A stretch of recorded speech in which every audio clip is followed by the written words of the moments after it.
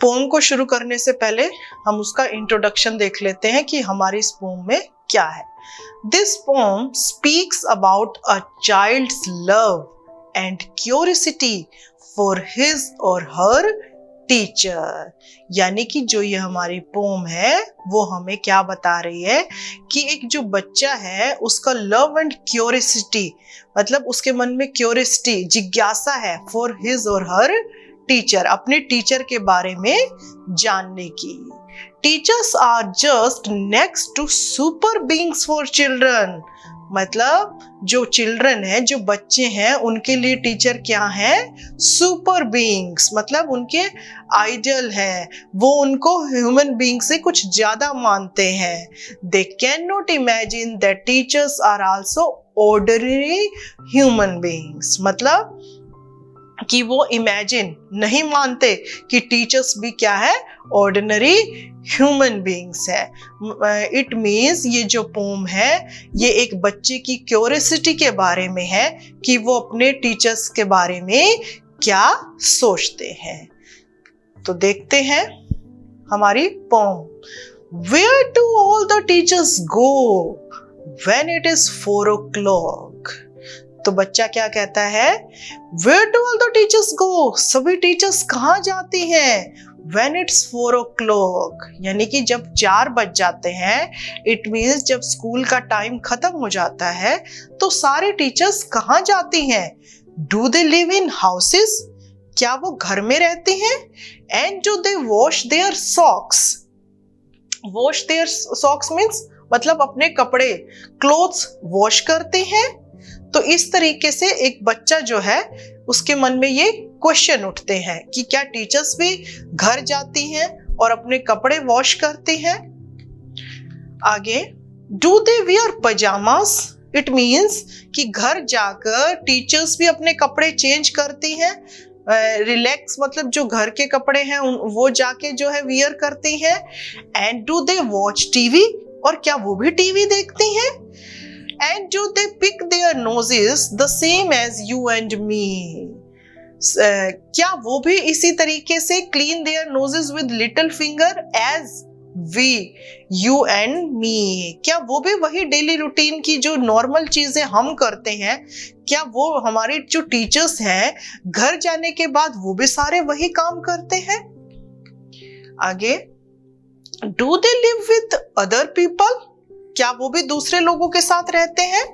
Have they moms and dads? क्या उनके भी मदर और फादर हैं, उनके भी पेरेंट्स हैं जिनके साथ वो रहते हैं?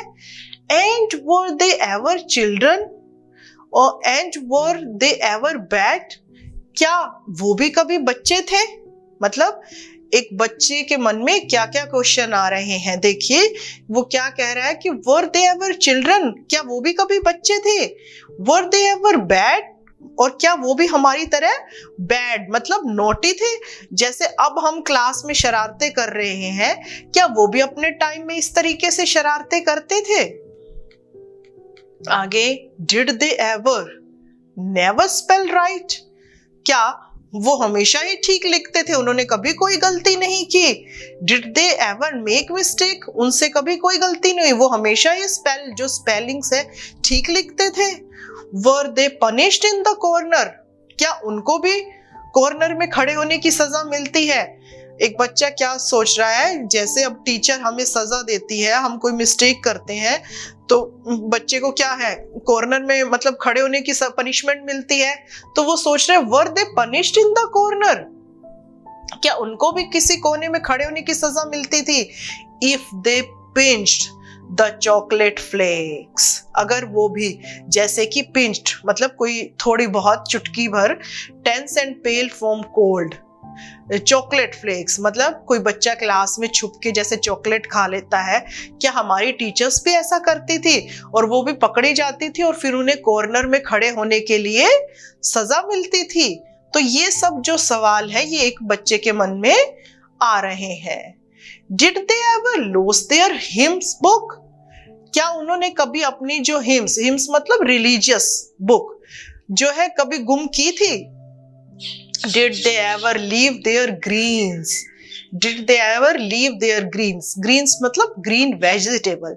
जैसे हम बच्चे जो है ग्रीन वेजिटेबल नहीं खाते, मतलब हम जो है ये जो दूसरी चीजें बर्गर पिज्जा खाना ज्यादा पसंद करते हैं और मम्मी हमें कोई ग्रीन वेजिटेबल देती है तो हम छोड़ देते हैं। तो वो जो बच्चा है वो क्यूरियोसिटी से पूछ रहा है did they ever leave their green, क्या वो भी ऐसे ही अपनी ग्रीन वेजिटेबल छोड़ देते थे? Did they scribble on the desktop, क्या जैसे बच्चे क्लास में बैठे होते हैं और टीचर्स पढ़ा रही होती है तो बच्चे क्या करते हैं? स्क्रिबल, स्क्रिबल मतलब राइट और ड्रॉ, हम बेंचेस पे कुछ ना कुछ लिख देते हैं। तो क्या टीचर्स भी ऐसा ही करती थी? Did they wear old dirty jeans, और क्या हमारी जो टीचर्स थी वो भी गंदी और ओल्ड मतलब पुरानी जीन्स पहनते थे, या मतलब हमेशा वो साफ सुथरे ही कपड़े पहनते थे? तो ये सब सवाल जो है एक बच्चे के मन में आ रहे हैं। आगे, I will follow one back home today, और फिर वो बच्चा क्या कहता है?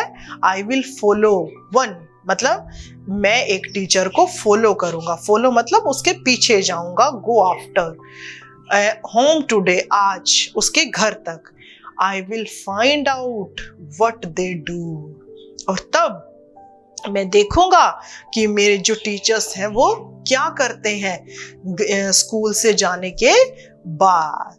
Then I will put it in a poem, और जब मैं ये देखूंगा कि टीचर्स क्या करते हैं तो मैं उसको एक पोम में लिख दूंगा, मतलब वो सारी बातें मैं एक पोम लिखूंगा that they can read to you, और जिस पोएम को वो तुम लोगों के लिए पढ़ सके।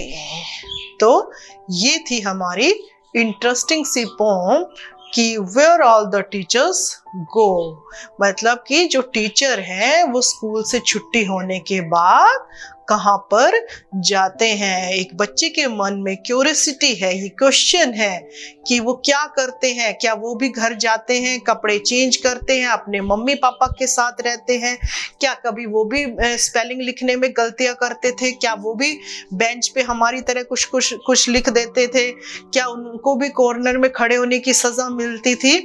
इस तरीके से एक बच्चा जो है उसके मन में ये क्यूरियोसिटी है, और फिर वो क्या कहता है कि I will follow one back home today, आज मैं एक टीचर को फॉलो करूंगा, and find out what they do, और मैं देखूंगा वो क्या करते हैं, then I will put it in a poem, और तब मैं उसको एक पोम में लिख दूंगा, and then they can read to you, और तब जो है वो टीचर ही उस पोम को तुम्हारे सामने पढ़ेंगे और तुम लोगों को भी पता चलेगा कि जो हमारे टीचर्स हैं वो क्या करते हैं।